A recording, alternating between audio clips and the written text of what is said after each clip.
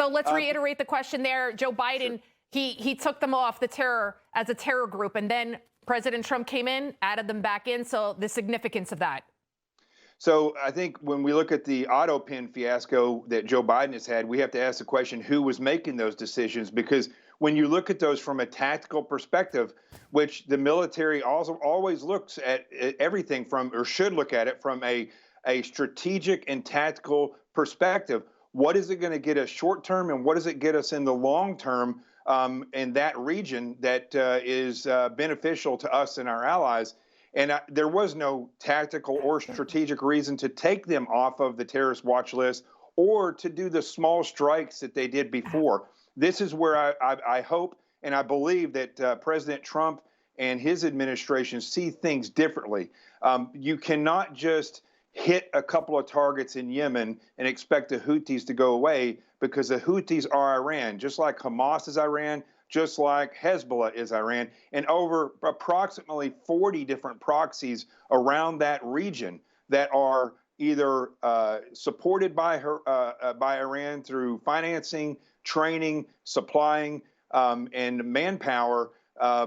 Iran is the force in that region through proxy, and that's very important for people to realize. You know, it's not a war like you have between the Ukraine and Russia, where Russia is the fighting force. Here, there are many different conflicts going on, and Iran is behind them all in one way or another. And so when we look at what President Trump and his administration is doing here, what I'd like to see is the words that he said carried out: elimination. If you do not eliminate a majority of the fighting force and the executive forces within the Houthis, then it's not going to go away. But if you just stop right there, it's not going to go away. Iran has to be dealt with. And there's only a few ways that you can deal with them, and they really work best when they're in combination. One is militarily, which nobody has done for whatever reason, except for Israel a couple times, just to show them that they could be hit. But also the sanctions that President Trump did before, very effective. But without military intervention, without that combination, you are not going to eliminate the force. That's what Iran understands. They understand force. They do not understand or work with diplomacy. It's a game for them. What they do understand is a fighting force or a president and his administration that will come in and use all means necessary to weaken and ultimately destroy their ability to wage war on anyone else. That is what I hope this turns into. And Lydia, I'm not a war hawk. I don't believe that in creating these forever wars.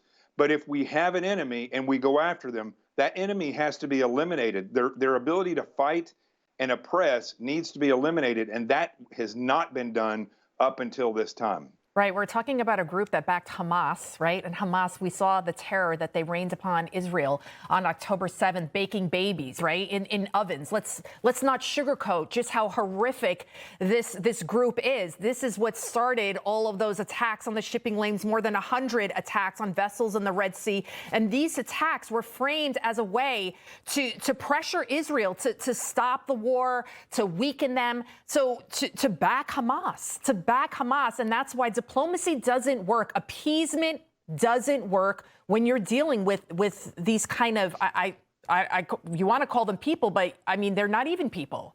Well, if you want a good example that everybody should be able to understand, look at the people at Columbia University, the people that are starting fires at Tesla, showrooms that are targeting things for this support of Hamas. Though it's the same mindset. No matter what you do, they have the ability to continuously cause problems in the United States because they have a limitless amount of money coming from Iran. We have individuals that come either from Iran or from Palestine that are Palestinian that are organizing these things. The fact is, Iran is very effective at intelligence operations. They're one of the best in the world.